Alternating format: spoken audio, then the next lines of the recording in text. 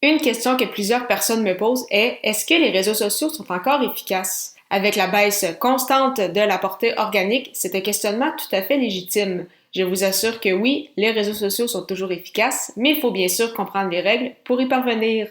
Tous les détails dans cet épisode. Les médias sociaux en affaires est votre rendez-vous hebdomadaire pour en connaître davantage sur les différents réseaux sociaux et les plateformes de création de contenu dans un contexte d'affaires. Chaque semaine, je, Amélie Delebel, répondrai à une question thématique qui vous permettra d'appliquer concrètement ces conseils pour votre entreprise. C'est parti! Bonjour et bienvenue sur ce 32e épisode des médias sociaux en affaires sur est-ce que les réseaux sociaux sont encore efficaces? En effet, une question que plusieurs m'ont posée, donc on le sait, les règles ont changé, les règles changent constamment. On voit une baisse de la portée organique sur les différentes plateformes, particulièrement Facebook où je reçois plusieurs questions à cet effet. Beaucoup de gens se demandent est-ce que je suis obligée de mettre de l'argent en publicité pour être vue sur justement ma page Facebook. C'est certain que de plus en plus mettre de l'argent en publicité va devenir un peu une norme, donc d'avoir au moins un petit budget publicitaire. Heureusement, sur Facebook, la publicité qui reste encore à ce jour très, très abordable. Donc, on peut mettre minimum environ 1,50$ par jour. Donc, on est loin d'être obligé de mettre des centaines, voire des milliers de dollars, comme on le voyait par le passé sur les grands médias.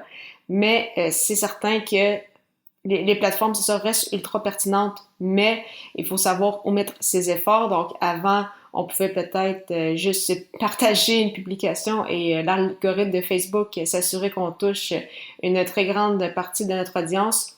Maintenant, il faut travailler davantage, justement, il faut partager dans des groupes, il faut poser des questions, il faut choisir les bons visuels pour inciter notre audience à interagir, utiliser des mots-clés.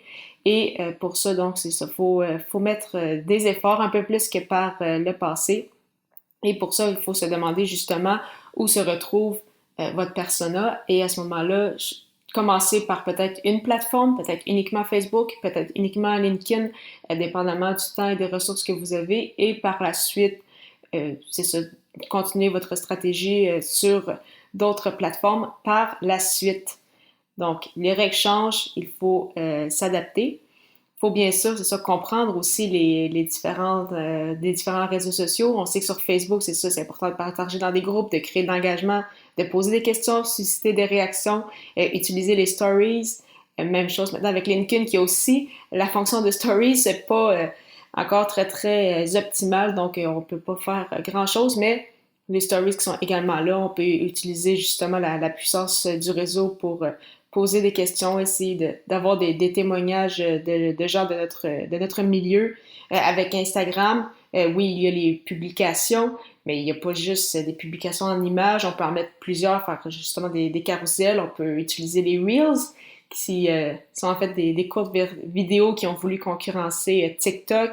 On peut bien sûr utiliser les stories qui vraiment, Instagram est très très intéressant au niveau des stories pour justement faire des sondages, poser des questions, susciter des interactions des fois en demandant des questions ouvertes, mais parfois des questions qui se répondent aussi facilement que par oui ou par non. Donc vraiment très très intéressant d'interagir avec son audience. On peut également faire des lives, que ce soit sur Facebook, en stories justement sur Instagram, sur LinkedIn, c'est seulement quelques personnes qui peuvent le faire, donc c'est pas encore tout le monde, puis c'est un peu plus complexe à ce niveau-là pour LinkedIn, mais ça aussi, ça va s'en venir avec le temps. Sinon, avec Twitter également, qui sont rendus avec les fleets ou les salles pour l'audio social, même chose avec Facebook qui se développe aussi à ce niveau-là, donc vraiment important de bien comprendre les plateformes pour s'assurer de leur efficacité.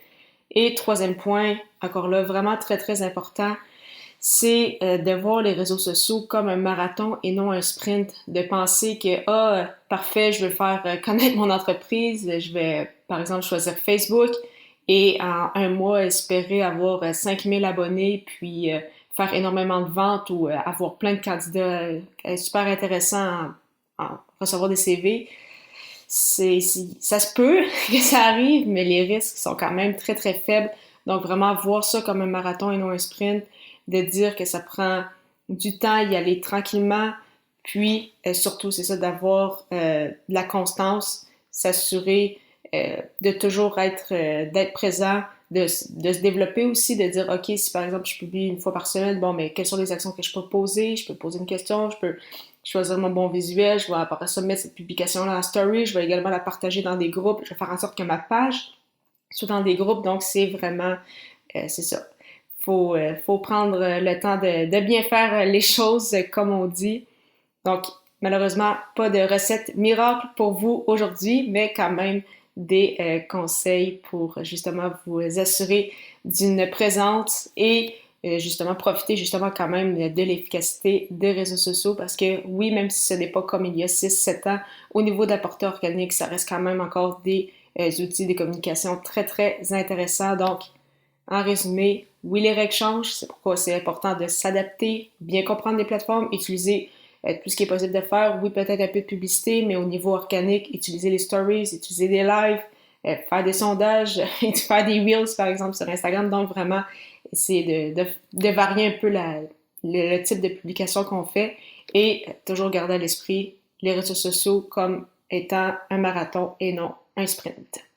Si vous avez aimé cet épisode, j'apprécierais beaucoup si vous me laissiez un commentaire sur votre plateforme d'écoute préférée en m'indiquant le conseil qui vous a été le plus utile. C'est toujours très agréable de vous lire. La semaine prochaine, je répondrai à la question « Comment choisir le bon format de contenu ?»